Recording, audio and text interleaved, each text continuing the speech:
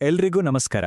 ಇವತ್ತು ನಾವು ಗತವೈಭವ ಅನ್ನೋ ಒಂದು ವಿಶೇಷ ಸಿನಿಮಾದ ಬಗ್ಗೆ ಮಾತಾಡೋಣ. ಇದು ಕೇವಲ ಒಂದು ಸಿನಿಮಾ ಅಲ್ಲ, ನಮ್ಮ ಕನ್ನಡ ಸಂಸ್ಕೃತಿಯ ಮೂಲಕ ನಮ್ಮನ್ನ ಒಂದು ಅದ್ಭುತವಾದ ಪಯಣಕ್ಕೆ ಕರೆದುಕೊಂಡು ಹೋಗುತ್ತೆ. ಹೌದು, ಈ ಸಿನಿಮಾದ ಮುಖ್ಯ ಉದ್ದೇಶವೇ ಇದೆ. ಇದೊಂದು ಹೃದಯ ಸ್ಪರ್ಶಿ ಆಚರಣೆ. ನಮ್ಮ ಬೇರುಗಳು, ನಮ್ಮತನ, ನಮ್ಮ ಪರಂಪರೆ ಇವೆಲ್ಲವನ್ನೂ ಸಂಭ್ರಮಿಸುವ ಒಂದು ಪ್ರಯತ್ನ. ಸರಿ, ಹಾಗಿದ್ರೆ ಈ ಪಯಣವನ್ನ ಶುರು ಮಾಡೋಣ. ಮೊದಲಿಗೆ ಈ ಸಿನಿಮಾದ ಸಾಂಸ್ಕೃತಿಕ ಅಡಿಪಾಯದ ಬಗ್ಗೆ ನೋಡೋಣ. ಯಾಕಂದ್ರೆ ಇದು ನಮ್ಮನ್ನ ನೇರವಾಗಿ ನಮ್ಮ ಸಂಪ್ರದಾಯಗಳ ಹೃದಯಕ್ಕೆ ಕರೆದೊಯ್ಯುತ್ತೆ. ಅಂದ್ರೆ ಈ ಕಥೆಯನ್ನ ಕಟ್ಟಿರೋ ರೀತಿಯ ತುಂಬಾ ಚೆನ್ನಾಗಿದೆ. ಒಂದೆಡೆ ನಮ್ಗೆ ಹಳೆ ನೆನಪುಗಳನ್ನ ವಾಪಸ್ ತರುತ್ತೆ. ಅದೇ ಸಮಯದಲ್ಲಿ ಆ ಹಳೆಯ ಮೌಲ್ಯಗಳು ಇವತ್ತಿಗೂ ಯಾಕೆ ಮುಖ್ಯ ಅನ್ನೋದನ್ನ ತುಂಬಾ ಪರಿಣಾಮಕಾರಿಯಾಗಿ ಹೇಳುತ್ತೆ. ಇದು ಕೇವಲ ಹಳೆ ಕಥೆ ಅಲ್ಲ, ಇವತ್ತಿಗೂ ಜೀವಂತವಾಗಿರೋ ಮೌಲ್ಯಗಳ ಕಥೆ. ಸರಿ, ಈಗ ಸಿನಿಮಾದ ಆತ್ಮಕ್ಕೆ ಬರೋಣ. ಅಷ್ಟಕ್ಕೂ ಈ ಚಿತ್ರ ಹೇಳೋಕ್ ಹೊರಟಿರುವ ಮುಖ್ಯ ಸಂದೇಶವಾದರೂ ಏನು? ಅದುವೇ ಅಸ್ಮಿತೆ, ಅಂದ್ರೆ ನಮ್ಮ ಗುರುತು. ಅಸ್ಮಿತೆ ಅಂದ್ರೆ ಏನು? ತುಂಬಾ ಸರಳವಾಗಿ ಹೇಳೋದಾದ್ರೆ, ನಾವು ಯಾರು, ನಮ್ಮ ಬೇರುಗಳೇನು, ನಮ್ಮ ಹಿರಿಯರಿಂದ ನಾವು ಏನನ್ನ ಪಡೆದಿದ್ದೇವೆ, ಮತ್ತೆ ನಾವು ಮುಂದಿನ ಜನಾಂಗಕ್ಕೆ ಏನನ್ನ ಬಳುವಳಿಯಾಗಿ ಕೊಟ್ಟು ಹೋಗ್ತೀವಿ.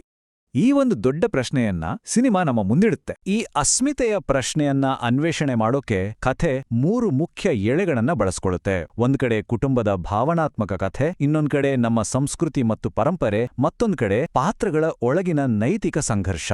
ಇವೆಲ್ಲವೂ ಒಂದಕ್ಕೊಂದು ಬೆಸೆದುಕೊಂಡು ಒಂದು ಗಟ್ಟಿಯಾದ ಕಥೆಯನ್ನ ಕಟ್ಟಿಕೊಳ್ಳುತ್ತೆ. ಒಂದು ಕತೆ ಕಾಗದದ ಮೇಲೆ ಎಷ್ಟೇ ಚೆನ್ನಾಗಿದ್ರೂ ಅದಕ್ಕೆ ಜೀವ ತುಂಬೋದು ನಟರು ಮತ್ತು ನಿರ್ದೇಶಕರು ಅಲ್ವಾ? ಹಾಗಿದ್ರೆ ಈ ಚಿತ್ರದಲ್ಲಿ ಅದು ಹೇಗಿದೆ ಅಂತ ನೋಡೋಣ ಬನ್ನಿ.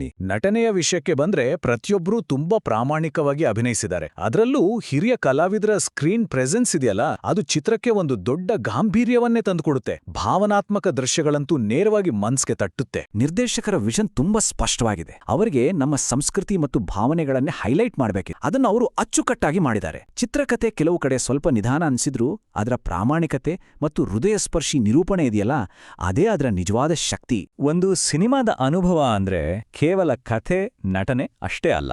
ಅದರ ದೃಶ್ಯಗಳು, ಅದರ ಸಂಗೀತ ಇವೆಲ್ಲವೂ ಸೇರಿ ಒಂದು ವಾತಾವರಣವನ್ನೇ ಸೃಷ್ಟಿಸುತ್ತೆ. ಈಗ ಆ ಬಗ್ಗೆ ಮಾತಾಡೋಣ. ಖಂಡಿತವಾಗಿಯೂ ಈ ಮಾತನ್ನ 100ಕ್ಕೆ 100 ಒಪ್ಲೇಬೇಕು. ಈ ಸಿನಿಮಾದ ಅತಿ ದೊಡ್ಡ ಪ್ಲಸ್ ಪಾಯಿಂಟ್ ಅಂದ್ರೆ ಅದರ ಸಂಗೀತ. ಅದು ಕಥೆ ಜೊತೆಗೇ ಸಾಗುತ್ತೆ, ನಮ್ಮ ಭಾವನೆಗಳನ್ನ ಇಮ್ಮಡಿಗೊಳಿಸುತ್ತೆ. ಅದನ್ನ ಕಥೆಯ ಆತ್ಮ ಅಂತಾನೂ ಕರಿಬಹುದು. ನೋಡಿ, ದೃಶ್ಯ ಮತ್ತು ಸಂಗೀತ ಎರಡೂ ಹೇಗೆ ಒಂದಕ್ಕೊಂದು ಪೂರಕವಾಗಿ ಕೆಲಸ ಮಾಡಿವೆ ಅಂತ. ಒಂದ್ ಕಡೆ ಕ್ಯಾಮ್ರಾ ವರ್ಕ್, ಕಲರ್ ಟೋನ್ ಎಲ್ಲವೂ ನಮ್ಮ ಸಂಸ್ಕೃತಿಯ ಸೊಗಡನ್ನ ಅದ್ಭುತವಾಗಿ ಕಟ್ಕೊಡುತ್ತೆ. ಇನ್ನೊಂದ್ ಕಡೆ ಸಾಂಪ್ರದಾಯಿಕ ವಾದ್ಯಗಳ ಬಳಕೆ, ಹಿನ್ನೆಲೆ ಸಂಗೀತ ಮತ್ತೆ ಅರ್ಥಗರ್ಭಿತ ಹಾಡುಗಳು ಇವೆರಡೂ ಸೇರಿ ನಮ್ಗೊಂದು ಸಂಪೂರ್ಣ ಅನುಭವ ಕೊಡುತ್ತೆ. ಸರಿ, ಇಷ್ಟೆಲ್ಲ ಅಂಶಗಳನ್ನ ನೋಡಿದ್ವಿ. ಹಾಗಾದ್ರೆ ಒಟ್ಟಾರೆಯಾಗಿ ಈ ಚಿತ್ರದ ಬಗ್ಗೆ ಏನ್ ಹೇಳ್ಬೋದು? ನಮ್ಮ ಅಂತಿಮ ತೀರ್ಪು ಏನು? ಒಂದೇ ಮಾತಲ್ಲಿ ಹೇಳ್ಬೇಕಂದ್ರೆ ಇದೇ ಸತ್ಯ. ಗತವೈಭವ ಒಂದು ಹೃದಯದಿಂದ ಮಾಡಿರೋ ಸಿನಿಮಾ. ಇದು ಕೇವಲ ವ್ಯಾಪಾರಕ್ಕೋಸ್ಕರ ಮಾಡಿರೋ ಸಿನಿಮಾ ಅಂತ ಎಲ್ಲೂ ಅನ್ಸೋದಿಲ್ಲ. ಇದರಲ್ಲಿ ಒಂದು ಪ್ರಾಮಾಣಿಕ ಪ್ರಯತ್ನ ಇದೆ, ಒಂದು ನಂಬಿಕೆ ಇದೆ. ಇದುವೇ ಈ ಚಿತ್ರದ ನಿಜವಾದ ಸೌಂದರ್ಯ. ಹಾಗಿದ್ರೆ ಈ ಸಿನಿಮಾ ಯಾರು ನೋಡ್ಬೇಕು? ಯಾರಿಗೆಲ್ಲ ಖಂಡಿತ ಇಷ್ಟ ಆಗ್ಬೋದು. ನೋಡಿ, ಯಾರಿಗೆ ನಮ್ಮ ಸಂಸ್ಕೃತಿಯ ಬೇರುಗಳಿರುವ ಕಥೆಗಳು ಇಷ್ಟವೋ, ಕೌಟುಂಬಿಕ ಭಾವನೆಗಳನ್ನ ಇಷ್ಟಪಡ್ತಾರೋ, ಮತ್ತೆ ನಮ್ಮ ಹಳೆಯ ಸಾಂಪ್ರದಾಯಿಕ ಕನ್ನಡ ಸಿನಿಮಾಗಳನ್ನ ಮಿಸ್ ಮಾಡ್ಕೊಳ್ತಾರೋ ಅವರೆಲ್ಲರಿಗೂ ಈ ಸಿನಿಮಾ ಒಂದು ಹಬ್ಬದೂಟದಂತೆ. ನಮ್ಮ ಕಡೆಯಿಂದ ಈ ಚಿತ್ರಕ್ಕೆ ಸಿಗೋ ರೇಟಿಂಗ್ 5ಕ್ಕೆ 4 ಸ್ಟಾರ್ಸ್.